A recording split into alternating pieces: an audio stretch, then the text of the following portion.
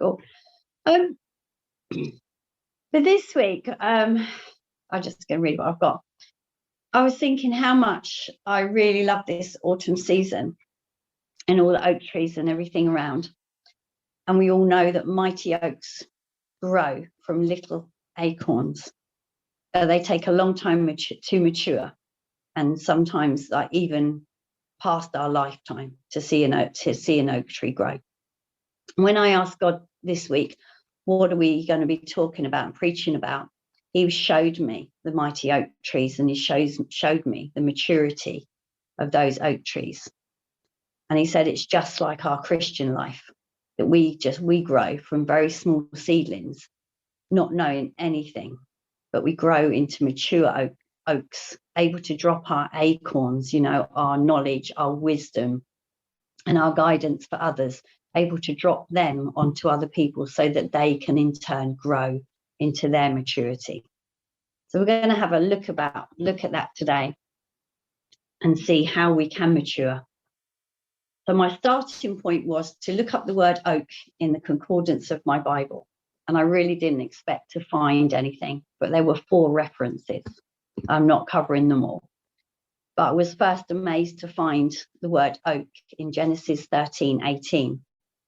And it said that Abram moved his tent and came and lived by the oaks of Mam, which are in Hebron. And there he built an altar to the Lord. Now, some translations, they're referred to as great trees or an oak grove. But the point I'd like to make is that Abram listened to God, moved and built an altar to celebrate and remember what God had done. And we can learn from this. It tells us in Genesis 13 how Lot and Abram had flocks and herds and tents, and the land couldn't support them. So they decided to separate rather than have quarrels with their relatives. It tells us in verse 12 that Abram settled in the land of Canaan, where Lot settled in the cities and moved his tents as far as Sodom. And then God gave that amazing promise to Abram from verse 14. He said, the Lord said to Abram, after Lot had separated from him, now rise your eyes, look at this place where you are, northwards, southwards, eastwards, westwards.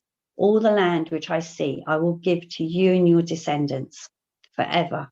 I will make your descendants as plentiful as the dust of the earth, so that if anyone can count the dust of the earth, then your descendants should also be counted. Arise, walk about in the land through its length and width, for I give it to you. Then Abram moved his tent and came and lived by the oaks of Mamre, which were in Hebron, and there he built an altar to the Lord.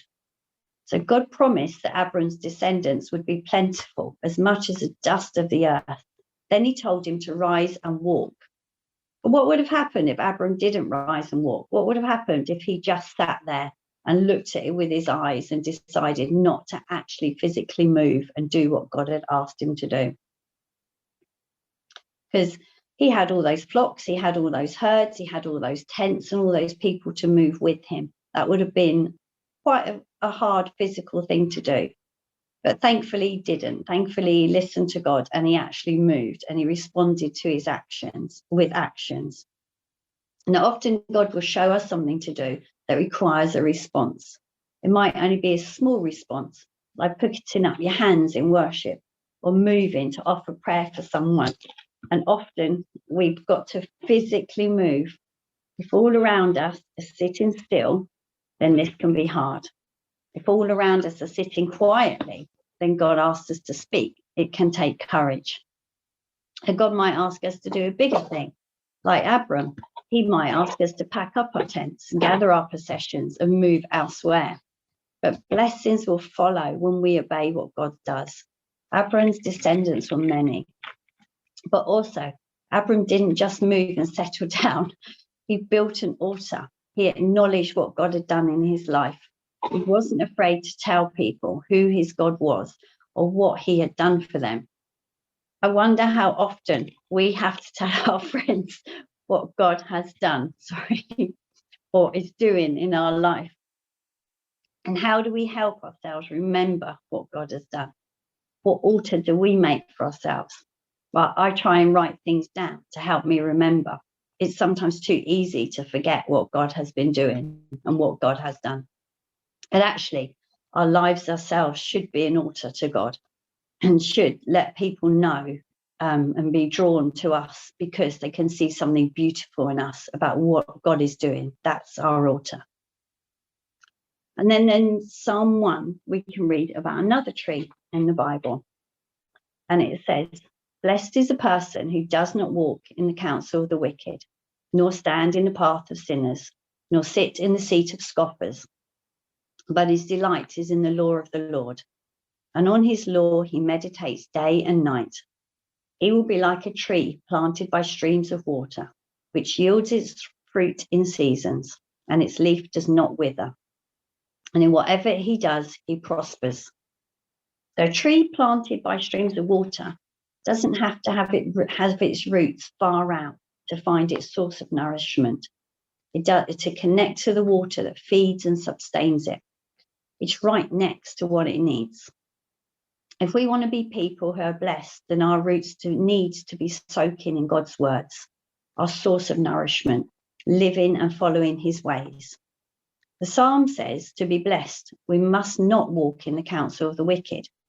If we walk with someone, then we're moving generally at the same pace as them. If you imagine yourself walking along the road with someone, you're not rushing ahead, you're trying to walk with that person.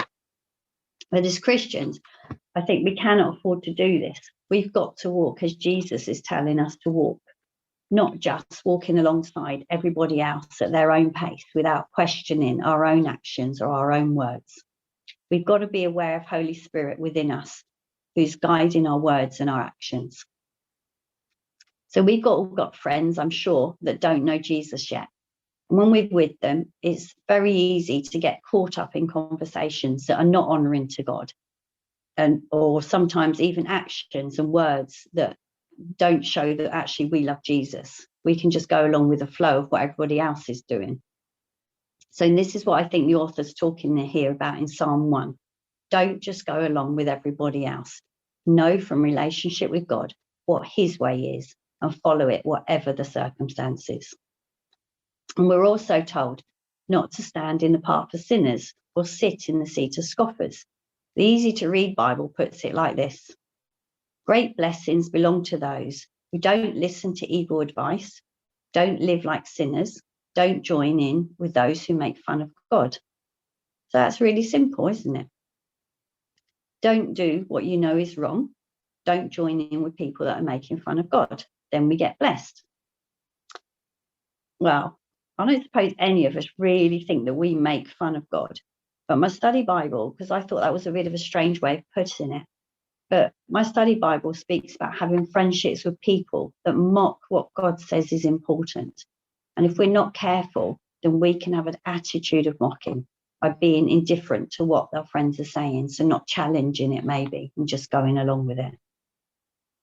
So we've had a little look at what not to do, it says in Psalm 1. Now let's see what it says to do, because that might be more pleasant. It says, his delight is in the law of the Lord, and on his law he meditates day and night. And that's talking about our delight. So where do we find God's law? In the Bible. Where are we told? What are we told to do with it? Delight, study, read, get acquainted with it.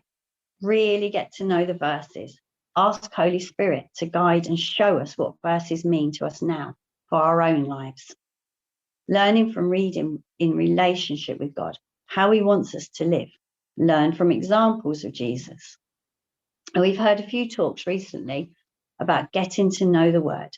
But this verse says delight in God's law, meditate on it.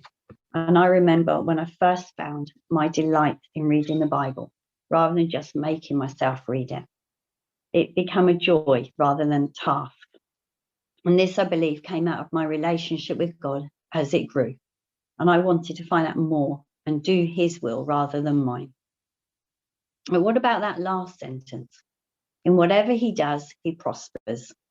We might think that it means that we have earthly riches, Everything we start will end up amazing and well and prosper.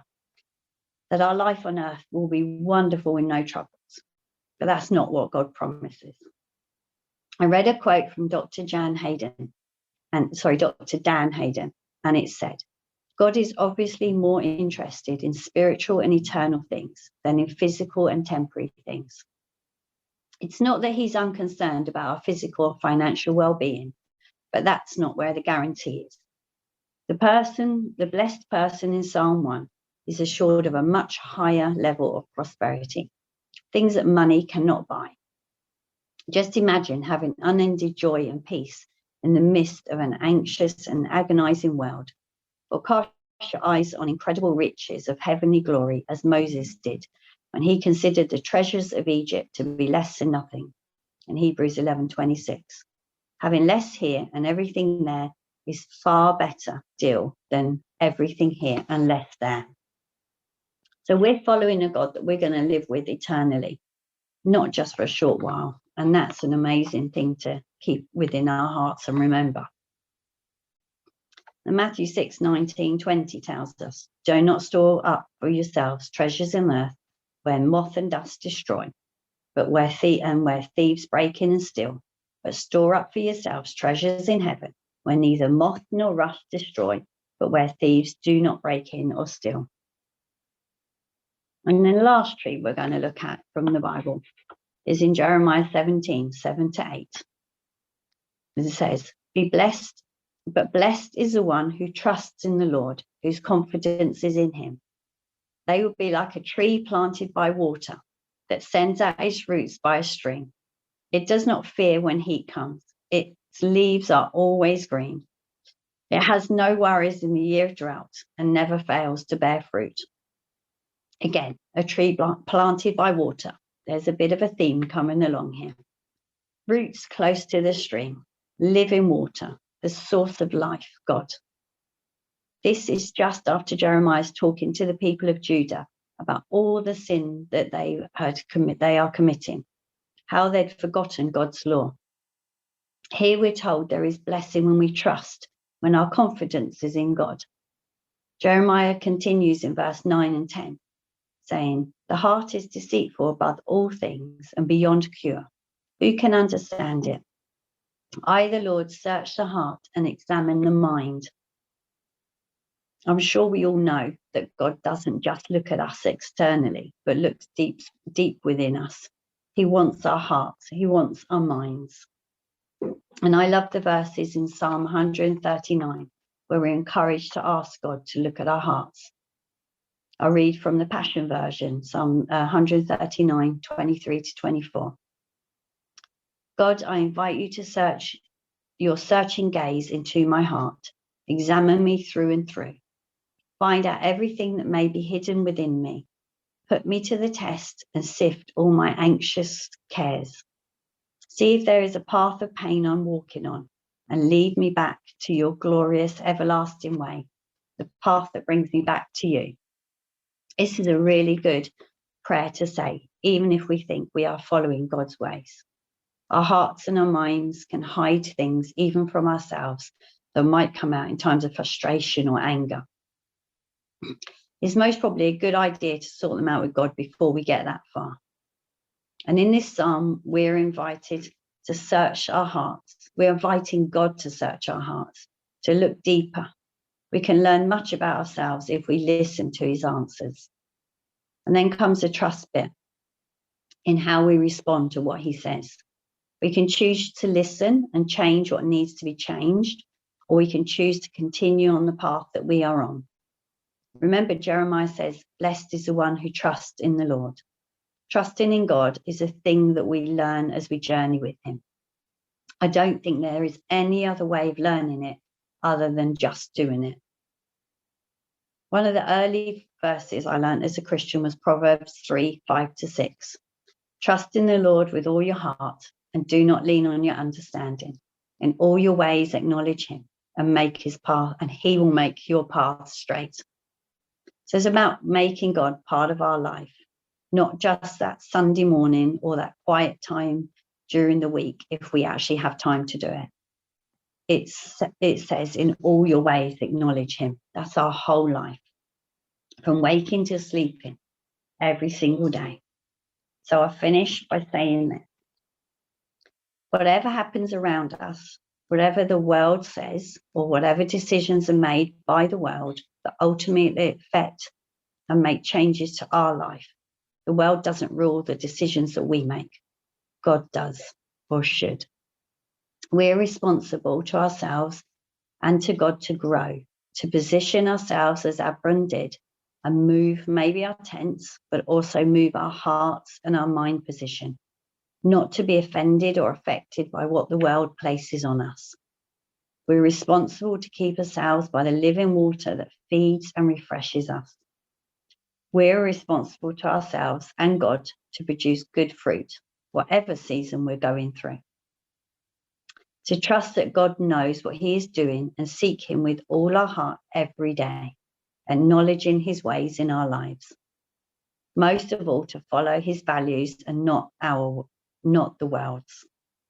At the end of the days, God will ask us about our own decisions, not the decisions that others have made.